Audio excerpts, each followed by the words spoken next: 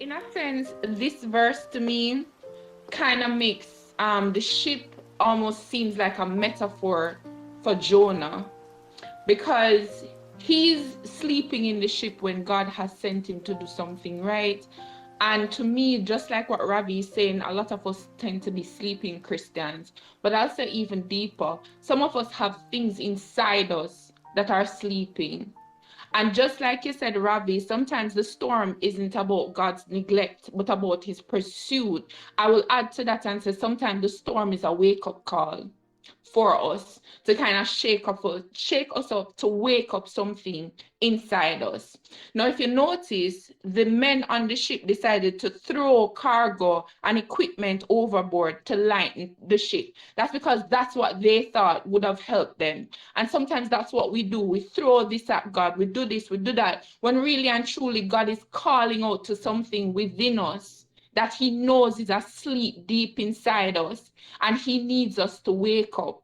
You understand? And it comes back to what Gabriel was saying about something deep inside you that God is calling, and you're saying, no, God, I don't want to do it. Because one of the things in understanding Jonah's story is that Jonah did not want to go to Nineveh because, like Brandon said, the Ninevites were enemies to Israelites.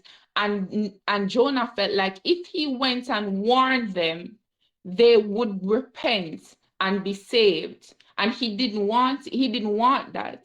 So he decided that no, I'm not gonna carry your news, I'm gonna go your way. And a part of it was that he didn't want the responsibility, but he also didn't want to give them the chance to repent. And if you read the end of Jonah, you'll see that he got angry at God for that.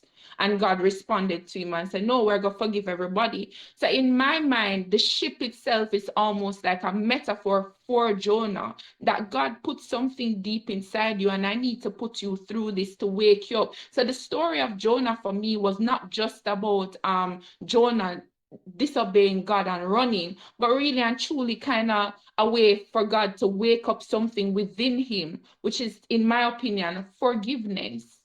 The idea of forgiveness, because yes, you're a prophet of God, but if you can't decide that I'm going to do this for your God so you could give these people the chance to live and to serve you, then what kind of Christian are you really?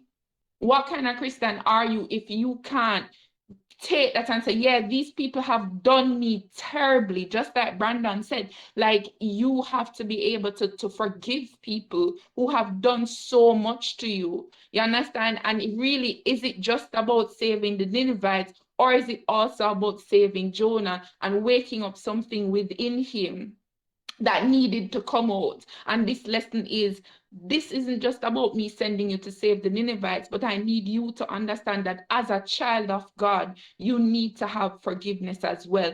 And we as Christians, like you said, sleeping Christians, we feel that God wants us to, if we do this, Lord, I save people in your name. I cast out demons in your name. Then how come I'm not being, welcomed into heaven? And God would tell us that no, you need to do more. And to me, it's almost like we do that. We cast our wares out. We cast out everything and say, this is what I want to do for you, Lord. This is what you do to lighten our own load, when God is trying to reach deep inside us and reach something within us that is sleeping. And he will send that same storm that you're talking about, Ravi, in the passionate pursuit of us, to wake that side of us, inside of us, so we don't only live a lukewarm life, but live a real Christian life, where it's to follow the example of Jesus Christ.